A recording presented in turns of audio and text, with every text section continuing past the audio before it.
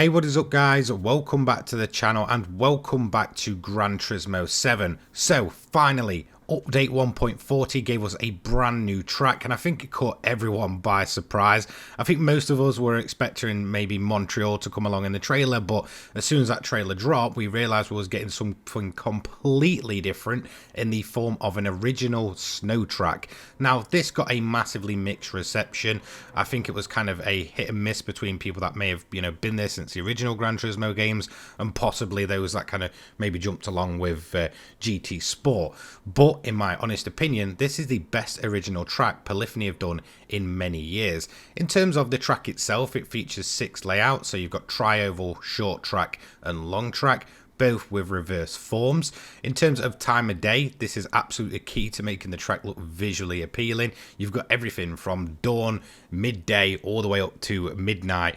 And again, it really kind of changes up the overall feel and look of the track just by the time of day. Because of the new surface, with it being a snow track, we also saw the inclusion of snow tires. Now, yes, again, like I said, this is a brand new surface and it might have caught everybody off guard, but just the kind of additional features alongside the track and the fact that it's a whole new surface, new snow tires coming into the game, it really felt like this track alone gave us more than maybe another tarmac racing track would have given us. And in all honesty, I'm going to kind of dive through all of the layouts, give you an honest opinion, and then kind of dive into why I think this may be Polyphony's best original track in many, many years. So in the background, you're going to see footage from all of the tracks that are, kind of laid out for us with this track alone. So again, like I mentioned, you've got the likes of a snow tri-oval, which is rather quite bizarre, but I didn't realize how much I actually needed this in GT7 until I actually raced on it myself. We also have the short track as well. We have the long track, which kind of changes up completely in the last sector. So why do I think this might be Polyphony's best original track in years? And well, it's quite an obvious one, to be honest. It feels like a throwback to the track design of old. If you remember the likes of sort of Grindelwald from Gran Turismo 2, those kind of old tracks like Rome and such, they all had a ton of personality built into them.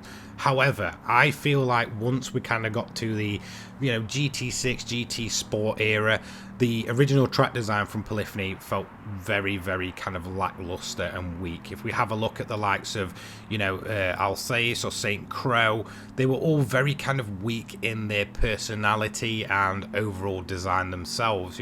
For me, St. Croix just feels like a bit of a knockoff of Le Mans in the terms that it's a big, long track with some big straights put in, with some very fast and flowing corners, and Alsace just doesn't feel really like a very good racetrack at all.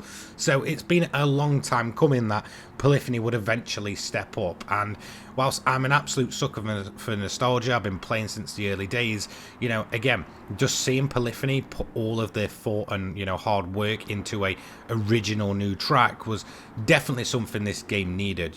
There's plenty of real world tracks. I wanted more original ones, and whilst I would have settled for maybe a remake of one of the old tracks, to see them kind of go out their way and prove that they've still got it in terms of track design after what feels like many original flops in a row in the later era, it actually felt very, very good. And like I said, I reference the likes of Grindelwald and all that kind of stuff, where they feel like they've got a ton of personality crammed into them for such sort of small original tracks, and it feels very much the same here.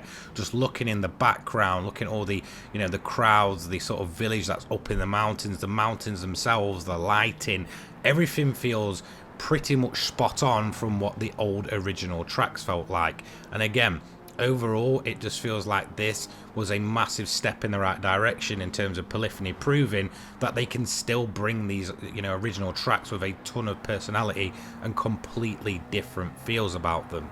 So I've explained why I think this kind of track and I guess the overall location itself feels like it's crammed full of personality, but another big change that this track brought along was obviously the addition of a new surface to Gran Turismo 7 and the addition of snow tires. So let's quickly just touch on snow tires. It's a completely different tire compound. Yes, it changes up the way a car feels.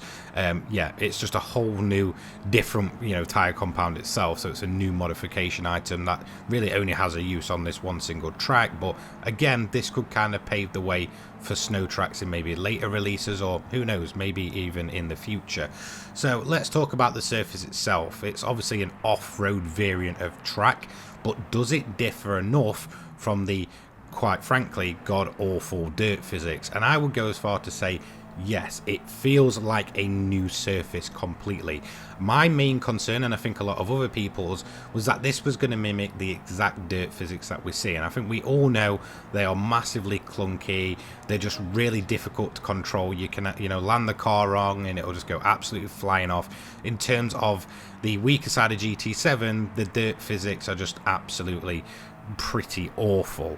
However, snow driving itself does differentiate itself enough that it feels completely fresh and massively different from what I originally expected, which again just kind of increased my praise for it. The snow itself, in terms of the overall track layout that we see, starts off very smooth, it's very fast, it's very flowing, and then gets a little bit rougher towards the end, which is where a lot of the worry could have come in.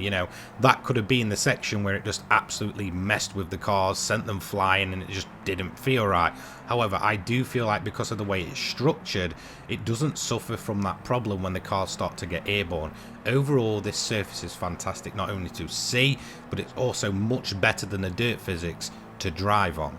Okay, so we've touched on the fact that the track's full of personality, quirky little features, stunning backdrops, that the surface itself is actually surprisingly good, especially in terms of the standard off-road physics in GT7. But all of that can be all well and good, but if the circuit layouts themselves aren't any good, then this could be an absolute failure. So let's touch on them one by one. The tri-oval. This is sort of the basic, or I guess the most basic layout of the Lake Louise track. Now, in terms of the circuit itself, this is something that I didn't know I needed until I actually drove on it. It's insanely good. It's very fast, it's very flowing, and I never knew I needed a snow tri-oval layout until I actually tried it. If you haven't tried this in VR and you do have a VR, I fully recommend it. The sense of speed as you're throwing a car over the snow jumps is just absolutely incredible. So the tri-oval itself is a fantastic layout. It's something that I just didn't know I needed.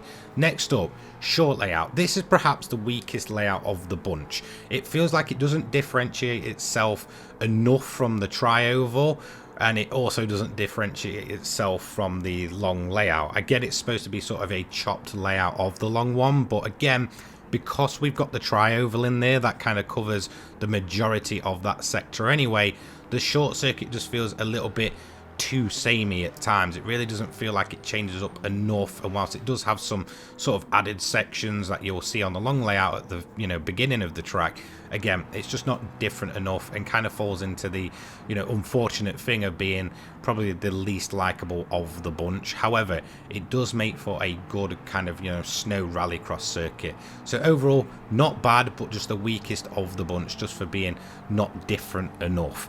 Now let's talk about the big one, the long layout itself. It's an interesting layout. So like I mentioned, the start of this track is very smooth, it's very fast, it's very flowing, it flows very, very nice. However, when you get to the latter stages of this track layout, it gets very, very bumpy and much more complex. I'd say that's where it's kind of designed to be a nice ease in at the start of the lap, very fast. You can start throwing the cars around, and then all of a sudden you get to the end of the track or the second half of the track. It's a lot more bumpy, it's a lot tighter, it's a lot more kind of enclosed, and there's more risk of you getting yourself into the snow bankings through some of the hairpins and such. But in all honesty, that's a good thing. The cars, like I said, do handle much better on the snow than they do in the dirt, and it doesn't ruin the experience. It actually adds to it. It feels like a track of two different halves. Again, like I said, fast and flowing to more bumpy, more treacherous, and just overall it feels absolutely fantastic. This is really where the track feels like it comes alive. I feel like the design itself isn't really kind of the copy paste sort of thing that you see sometimes with original tracks. It feels like it's took a location, built a track that feels very, very different throughout, that can change up its conditions, make it more difficult for the drivers, and also retain that insane sense of speed that you kind of get on the snow as you're blasting through it. It's a very, very good track layout, and it's perhaps one of the better circuit designs I've overall seen from Polyphony in a very, very long time. So there you go, that's my opinion. I honestly think Lake Louise might be the best original track that we've had in many years from Polyphony.